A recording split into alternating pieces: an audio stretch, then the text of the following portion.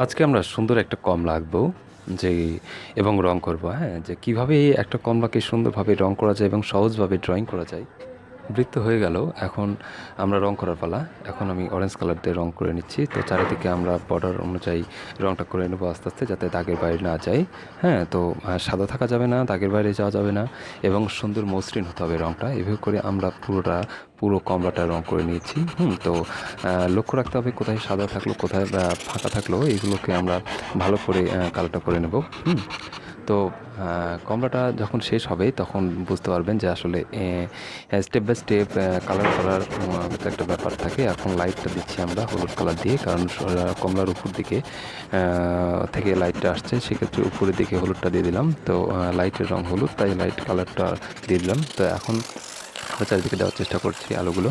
হ্যাঁ, তো লাইট শেডটা খুবই গুরুত্বপূর্ণ একটা দৃশ্য বা একটা ছবি 3D ভাবে বোঝানোর মূল বিষয়টাই হচ্ছে লাইট শেড। তো লাইট শেডটা যে ভালোভাবে ধরতে পারবে সে সুন্দরভাবে ছবিটা উপস্থাপন করতে পারবে।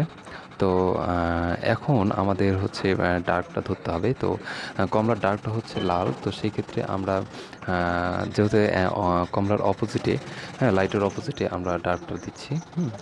তো রেডটা দিয়ে যে একটা গোল, মানে কমলা যে গোল রকম, মানে গোলের মতো, তো সেই গোলটা ধরার বোঝানোর জন্য আমরা করছি। তো এই যে মোটার চারিপাশে যে একটু গভীর থাকে, সেটা একটু মানে ডাইমেনশন থাকে, সেই ডাইমেনশনটা ধরার চেষ্টা করলাম কালার দিয়ে, এবং ক্যারেক্টার টোন দেওয়ার চেষ্টা করছি।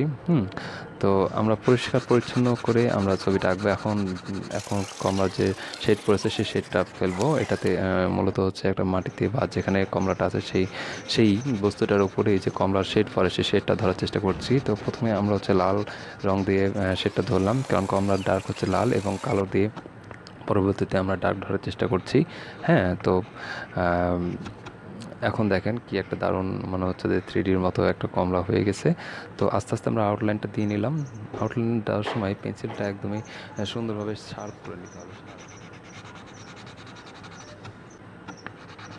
তো শার্প না করার পরে আমরা হচ্ছে আস্তে আস্তে ওই যেমন কমলাটা ব্লেন্ড করে দিয়েছি কালার, ঠিক এরকম করে ছায়াটাও আমরা ব্লেন্ড করে দেবো, এবং আস্তে আস্তে ম্যাশ হয়ে যাবে।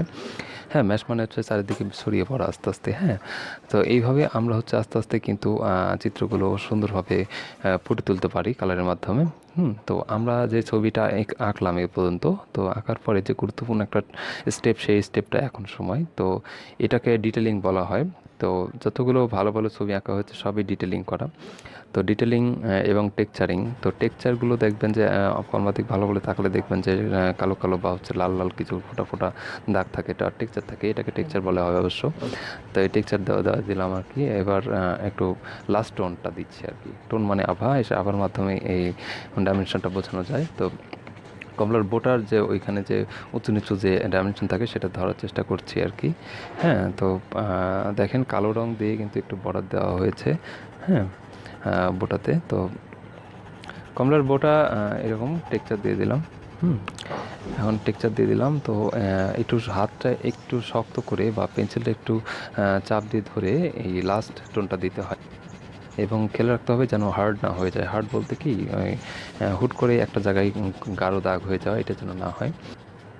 তো আমরা একদম নিচের দিক থেকে গাঢ় করার চেষ্টা করছি। হ্যাঁ, আশা করি আপনাদের এই চিত্রটি ভালো লেগেছে। তো ভালো লেগে থাকলে এরকম আরও অনেক ভিডিও দেখতে হলে আমার চ্যানেলটি সাবস্ক্রাইব করে রাখুন, কমেন্ট করেন, শেয়ার করেন, লাইক দেন। ভালো থাকবেন।